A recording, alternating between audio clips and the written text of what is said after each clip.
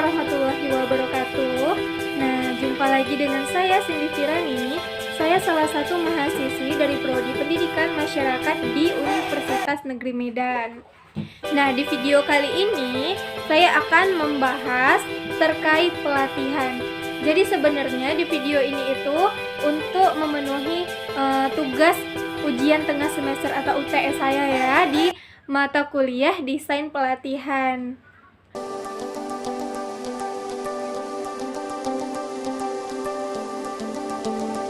Nah, jadi kira-kira motivasi apa sih yang dapat meningkatkan seseorang dalam bekerja? Oke, langsung saja kita simak videonya berikut ya.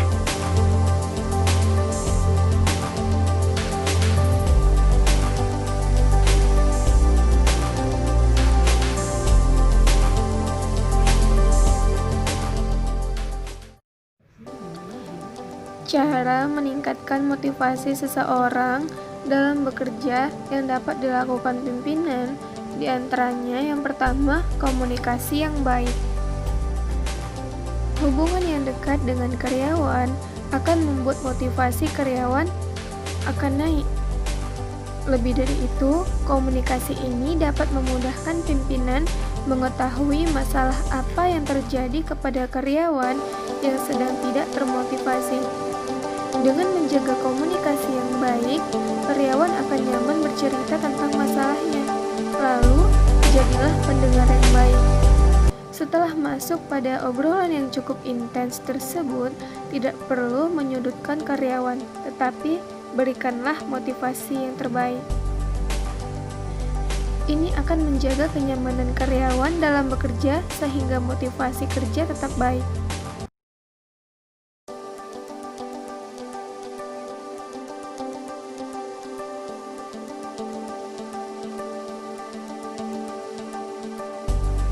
Yang kedua, kita dapat memberikan reward.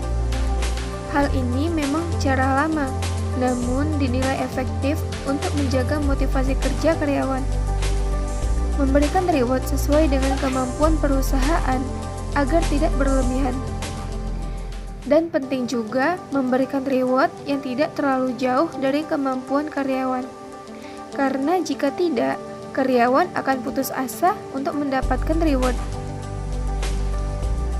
Nah, pastinya karyawan yang telah mendapat reward akan berusaha menjaga produktivitasnya, begitu pula dengan karyawan lain akan berusaha mendapat reward tersebut.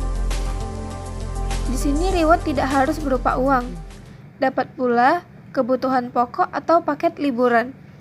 Jenis reward juga dapat bermacam-macam seperti karyawan paling disiplin, karyawan paling produktif, atau karyawan favorit. Nah, yang ketiga, pastikan fasilitas kerja yang mumpuni. Maksudnya di sini kan terkadang fasilitas pokok atau fasilitas penunjang pekerjaan tidak tercukupi, membuat karyawan malas mengerjakan pekerjaannya. Misalnya, ruangan yang panas, maka yang dilakukan setidaknya memasang AC sehingga kondisi ruangan menjadi nyaman. Atau koneksi internet yang tidak mendukung. Padahal internet menjadi penunjang utama karyawan dalam menyelesaikan tugasnya. Jadi, perbaiki koneksi internet ini sehingga tugas atau pekerjaan dapat terselesaikan. Yang keempat, ketahuilah kelebihan dan kekurangan setiap karyawan. Jadi, setiap karyawan memiliki kelebihan dan kekurangannya masing-masing. Sebagai pemimpin, informasi kelebihan dan kekurangan ini dapat dijadikan referensi untuk menempatkan mereka pada bagian yang tepat. Jadi, prinsip right man in the right place adalah penting untuk kinerja selanjutnya. Dengan mengetahui kelebihan dan kekurangan setiap karyawan ini akan meminimalisir resiko kesalahan atau tidak terselesaikannya pekerjaan. Karyawan yang bekerja di tempat yang sesuai dengan kemampuannya akan membuat mereka nyaman dalam menyelesaikan tugas, sehingga motivasi tetap terjaga. Tingkatkan motivasi bekerja karyawan yang dapat dijadikan alternatif. Di era milenial ini, motivasi kerja juga dapat diterapkan dengan bantuan teknologi. Misalnya dengan memberikan reward, karyawan terdisiplin. Perusahaan dapat menggunakan aplikasi payroll online seperti gaji ID, agar memudahkan menghitung kedisiplinan karyawan dengan absensi misalnya. Keakuratan perhitungan karena menggunakan aplikasi akan menambah semangat karyawan untuk mendapat reward. Perusahaan juga dimudahkan dengan bantuan gaji ID karena tidak perlu menarik absensi setiap hari dan sudah tersaji siapa karyawan paling disiplin. Jadi sangat efektif dan efisien untuk digunakan. Lanjut yang kedua, bagaimana cara kita untuk menganalisis kebutuhan pelatihan dari suatu individu, kelompok maupun organisasi. Lalu kira-kira materi pelatihan seperti apa sih yang cocok dari hasil analisis tersebut?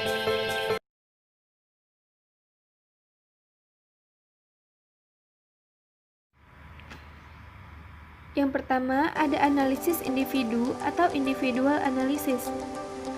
Cara untuk mengetahui atau menganalisis individu juga dapat dilakukan melalui kuesioner, umpan balik, wawancara pribadi, dan lain-lainnya.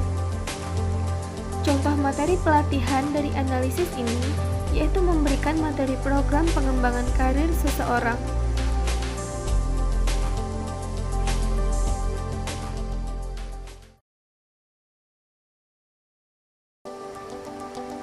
Lalu ada analisis kelompok. Cara mengetahui analisis ini, kita harus mengetahui terlebih dahulu keterampilan yang dibutuhkan dalam kelompok tersebut. Dengan mengetahui keterampilan yang dibutuhkan ini, pihak manajemen dapat menentukan pelatihan terbaik yang seharusnya dimiliki oleh karyawan. Nah, contoh materi pelatihan dari analisis kelompok ini yaitu memberikan materi bagaimana suatu tujuan dapat dicapai sama-sama dalam suatu tim. Yang pasti telah dibentuk kerjasamanya.